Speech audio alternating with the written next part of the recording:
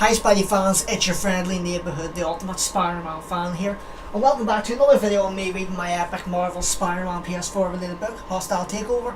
We're just continuing from where we left off last time, on chapter 35 to be exact. And this is actually a fight scene with Spider-Man, Maya Lopez, Echo versus Kingpin and Michael Bingham, Blood Spider. So, chapter 35. Oh, sorry, my intro first. Like, subscribe, comment, share, hit the bell notification favourites, and follow me on Twitter as well. Type in the @ all capitals without spaces, the ultimate spy, SPID.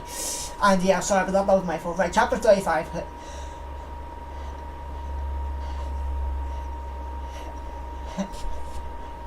His face was his face was hacked into lines and angles of rage. He was on to them, which meant they wouldn't get another chance to steal the files.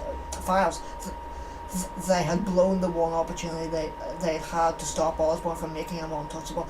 If he tried to stop them from leaving, and that seemed a certain trick, Spider-Man could beat him. He hoped. He and the Kingpin had squared off before, and there was a mistake to underestimate the big man. He was large, yes, but shockingly fast and devastatingly strong. There were few opponents in the world, even people with enhanced abilities, who could stay upright after one of his best punches. Even so, Spider-Man's smaller size and greater speed gave him advantages.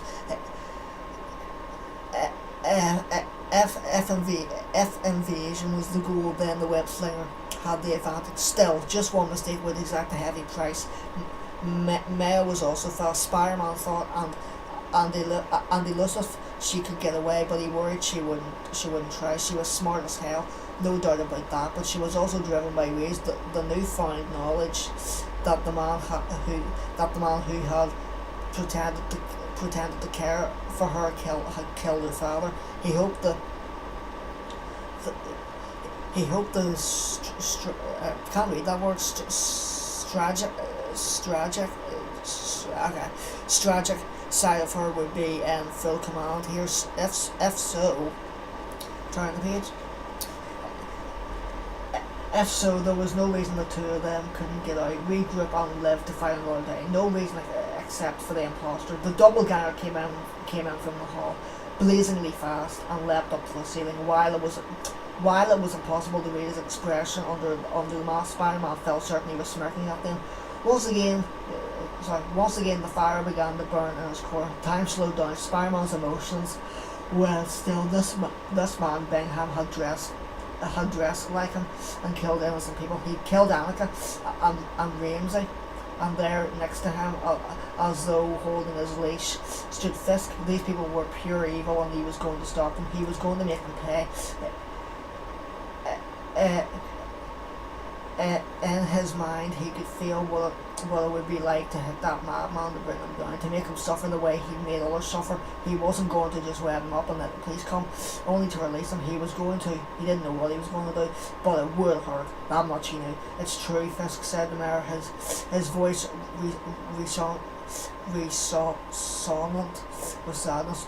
When they told me you'd betray me to this nonsense, I didn't believe it. Yet here we are. Is it any less than you deserve, Mayor Spat? You killed my father. You raised me to believe a lie. She dropped in the defensive stance. After all I've done for you, Fisk said, you believe his deceptions? Think of what your life would have been without me. Think before you decide whom to blame. Without you, my father would still be alive. Without me, he countered, he'd have been killed long before he left Montana.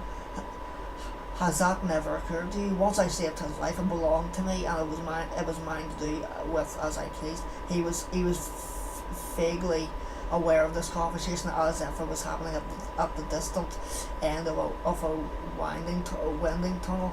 But then he snapped back into the moment. He would have justice, he would, but he had to be smart. He had to keep his head in the game. They weren't going to win anything in the next few minutes. no amount of punching or webbing was going to put this matter to rest, because whatever happened, Fisk would still have his leverage over Osborn. I, I, I worry about Maya being emotional. He told himself, I need to worry about myself too. I need to play this smart. So that sounds like a confession, Spider-Man said, although it occurred to him that Maya wouldn't hear anything he said. You know what, the doppelganger said, I'm bored, let's get to the point where we kill each other. Suddenly he put his hands on his cheek. Oh no, the deaf girl doesn't know what I'm talking about. He began to wave his hands around in a mockery of sign language. We are going to kill you, he said in a sing-song voice. You and the fake Spider-Man. Wait, I'm the fake? The web singer said. Turn the page again. That's actually your position. Are you also Alexander the Great? You are the fake, the imposter snapped. I'm the original, they made me. I'm not a false Spider-Man, afraid to do what's necessary. My hands are covered in blood, and I'm the Blood Spider. Yes, that is my true name, Blood Spider. And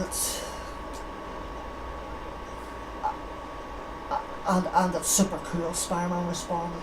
You're an amazing big boy for sure, Paul, so where's the thumb drive again? Safe, the imposter said. It's safe, but it's not in the safe, it's safe. Enough, Fisk shouted. Kill him. He gestured towards Spider-Man, but be warned, I want Maya unharmed. You won't have me at all, she said. Maya ran at Fisk, picking up her laptop and whisking it at him like it was a throwing star. It spun end over end and looked as deadly as any weapon as it hurled towards its target. Fisk barely dodged out of the way before she leapt into the air and slammed her heels into his chest. We're not supposed to be fighting, Spider-Man thought. We're supposed to be skedaddling. Yet there was no way to tell Maya that without lifting his mask. And though fighting was the wrong move here, Spider-Man would have loved to watch Willie get pounded by someone a tenth of his weight. Unfortunately, he had problems of his own. The imposter, Blood Spider, as he called himself, was coming at him. He was scatter-shitting his webs, so Spider-Man had no choice but to go into the defensive. Where'd you get the webs, he asked, as he dodged out of the way. They made them for me, Blood Spider bellowed, but because I'm Spider-Man. The web slinger had learned a thing or two from Echo by fighting someone who mocked his style, but this was different. She moved like Spider-Man did, but the Blood Spider had a style all his own. Spider-Man liked to think of his fighting style as employing surgical precision. He fought larger, stronger, tougher enemies, but he won, or at least kept himself from losing, but by being careful and deliberative. His moves might look spontaneous, and so I've said that wrong, Spidey-Fans, and they often were when playing defensive, but he carefully chose the moments to go into the offence. A guy who was smaller and yes, sometimes weaker than the people he fought had to choose his emotions. Sorry, Spidey-Fans. Sorry for yawning. Like I said, it's not the book I'm enjoying. I love this book. You already know that. Now, where was I there? Crap. Sorry, choose his moment. If he was scalable, Blood Spider was a hammer. There was no nuisance in his attack. He filled the space with webs. He wound up for roundhouse punches and tried to move in for powerful jabs. He wouldn't stand a chance against me in the open city, Spider-Man thought, but in the tight confines of Fisk's office, it would be... Sorry, but...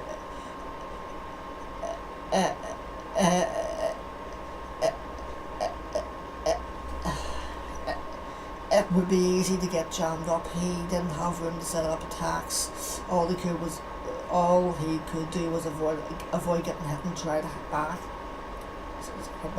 This was going to turn into a brawl, and that meant they'd be playing by Blood Spider's rules. He needed Maya's attention, but she was locked in a deadly face-off face-off of her own with Fisk. He had the upper hand. He managed to get one of his massive hands around her throat and was slamming her against the wall.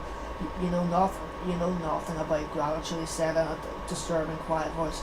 "For gratitude, Samantha head pounding seemed like the wrong uh, pedagogical pedagogical tool." Spider-Man turned to Len. May I hand in that moment of distraction, Blood Spider shot out a web that pinned his right wrist to the wall. Bingham then released another that hit his left arm near the elbow. The web singer yanked hard. Blood Spider's webs were impressive, but he noted with some satisfaction they were an inferior product. They weren't as strong. He doubted an ordinary person could break free, but he could. He was loose and ducking as Blood Spider tried to land a rapid punch to the head. Spider-Man hit back hard, a blow to his stomach, his ribs, and when he turned slightly to his kidneys, Blood Spider was momentarily stunned. Spider-Man unleashed his own wave of web, pinning his opponent to the ground. He then spun and sent a web around Fisk's ankles. He yanked hard, using all of his strength on top of the huge man. Another web to keep him pinned to the ground, at least for a while. Hopefully as long as he needed. He ran the mail, lifting up the bottom of his mask, so he did so. Are you hurt?" She shook her head. "Nothing serious. Time for the escape plan," he said. "But the thumb drive, it's not here," he said. "And getting killed won't help us." She nodded, took out the device, a modified car fob, and hit the red button. The window burst open. Peter grabbed her, found a target for his webs, and leapt into the air. It took a lot of trust for her to put herself in his hands this way, he guessed. She didn't look frightened though, and she didn't wriggle out of his grasp as they soared into the night at speeds that would terrify any national person. She didn't even squeeze her eyes. So Benham broke free of the false Spider-Man's webs. They were stronger than his. He hated to admit, but not beyond his ability. Fisk struggled though, which was funny. He pulled out a device designed to dissolve his own web. It didn't affect the imposter strands, but it did help clear out the room a little. He went over to Fisk to help yank him free. Once mobile, the big man rose like a monster in an old horror movie, waving his arms and struggling forward. His fists opened and closed in a repetitive, almost soothing rhyme. This, Benham was is where the big baby had his temper tantrum. God damn it! Fisk screamed. He slammed the fist into a desk. It cracked at least 3 places and collapsed. Called that Bingham said. Fisk strode over to the safe and peed inside. "It's empty," he shouted. "They took everything. They took the thumb drive. Do you know what this means? The entire operation is compromised." Fisk drove his fist into the wall, sending clips of wood paneling flying like shrapnel. Bingham hopped onto one of the remaining desks. He made a show of examining his fingernails, which was silly because he wore gloves.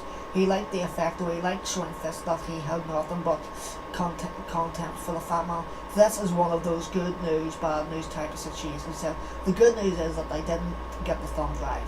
Fisk slowly turned to him. There was a light in his eyes as his rage zeroed in on a new target. "What have you done?" "The bad news," Bingham continued, "is that your safe is made by First Line. Yes, it's earned its reputation as being the manufacturer of some of the most secure safes on the planet. The thing is, it's a privately held company, which is why they didn't make a big deal out of being bought by Oscorp last month." Fisk took a step toward him. His face was masked with rage. "So this safe, the other safe, the ones at all your buildings, all your houses." Bingham waved his arms around theoretically. Not so safe. These safes. We thought we knew about all of them, but that's where owning the company came in handy. There were a couple we missed, but once we had a company records, we were able to track them down. If you have any safes by another company, then the plan is shot. But if not," he shrugged an eyelid. "Osborne," Fisk growled. "He put you up to this?" "I'm not going to say I could have done it without him," Bingham replied. we've all got our skills. Outwitting fat people is one of his, but there are some things Norm doesn't know that he doesn't control. He thinks I'll be internally grateful to him. Sorry, to him for helping me find my true self, for allowing me to go from being the Spider-Man in my mind to the Spider-Man in the world. And I am, but that doesn't mean I'm his puppet. I'm no one's puppet. Fisk gritted his teeth and stared at Bingham. His nostrils flared and his breath came out in short, hard bursts. He planted a foot hard on the ground as he was ready to charge, but he did not move, not yet. Anger might course through his veins, but he wasn't ready to let go of rational thought. What do you want? He demanded. Where are all the thumb drives? There is no all, Lordo. Bentham said. There's only one. I destroyed all the rest. Osborn said to bring it to him, but I'm not going to do that. And do you know why? Would you like to know? I'll tell you. It's because this one isn't mine. How many more pages is there here? Okay, right. What do you want for it? Fisk said, I can make you rich, I can give you power. Soon I'll be in a position to pull the strings of the city. Not if I hand the drive over to Osborn, you won't. Benham corrected. So it's not a question of what you can do for me, but what I can do for you. You see, there's been a change in the organisational chart. You can still control Osborn, but I control you. That means I'm not just Spider-Man anymore. I'm also the kingpin of crime. I'm the kingpin of blood. Fisk charged forward. Fisk straight head down. His will to think, to plan, to strategize was gone. He only wanted to crush the enemy. Bingham was expecting it, but he wasn't expecting the speed the big man could muster. Fisk landed a massive punch to Bingham's head before he could dodge. The world went dark and weird. Ringing filled his ears and lights danced on the periphery of his vision. He was sliding across the floor. He could have been finished if he'd been an ordinary man, but he wasn't ordinary anymore. He hadn't been an ordinary since the experiments in Osborn's lab. Osborn hadn't found the cure he was looking for, but he'd found something else, a way to make Spider-Man.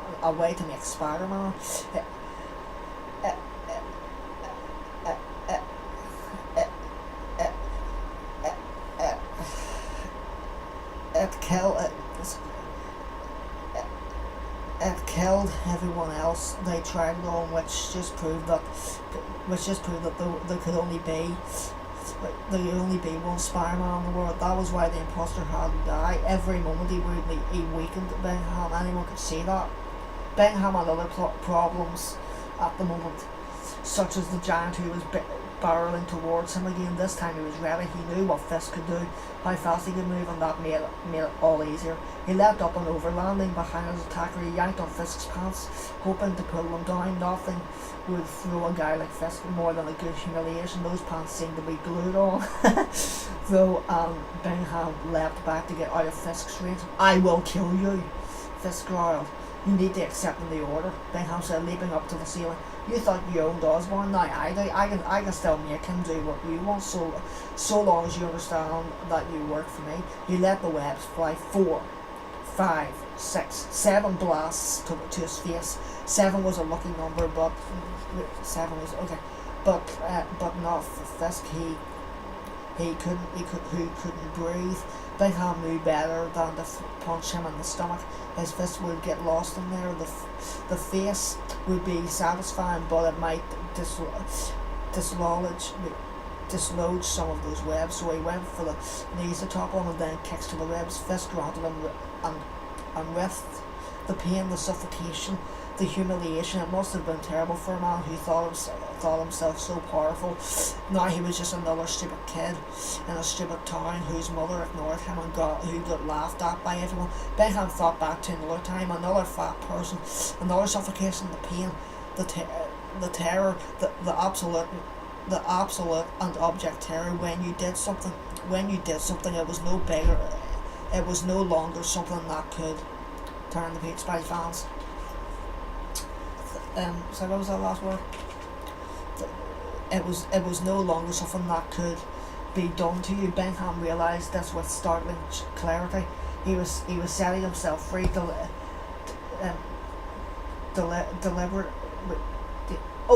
liberating himself from his past. He was taking the final steps towards becoming Blood Spider, the only true Spider-Man.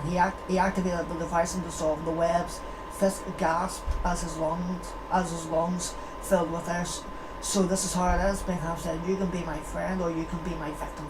Which do you choose? Fisk stood there, opening and closing his fists, breathing deeply until it showed. Then he peered at Benham and his face became unreadable. Friend, he said. Good. Benham said, You'll like being my friend. He didn't trust Fisk, of course. The man would betray him the first chance he got. And Osborn, when he found out he'd been outsmarted, that was going to be quite the blow. But they would learn. They would all learn. Blood Spider couldn't be outsmarted. What's a person named Michael Benham could be used and toyed with and tossed away? Those days were over. And that's all done to chapter 36. And if I've guessed correctly, this actually is quite a long chapter. It's about 10 pages long, so I will be doing 2 parts of those. But other than that, hang on, I'll just double check that. Yeah. This is a long page, and then there's another chapter after that. But yeah, that's going to be it for this video, Spidey-Fan. So yeah, sorry for any time I might have mucked up there, started a bit. But yeah, other than that, thanks for watching this. I really do hope that you did enjoy it, and yeah, I'll see all you Spidey fans as always in all of my next epic Spidey videos. It's your friendly neighbourhood Spider Cop, over and out. Thwap thwap thwap thwap thwap thwap thwap thwap thwap thwap thwap.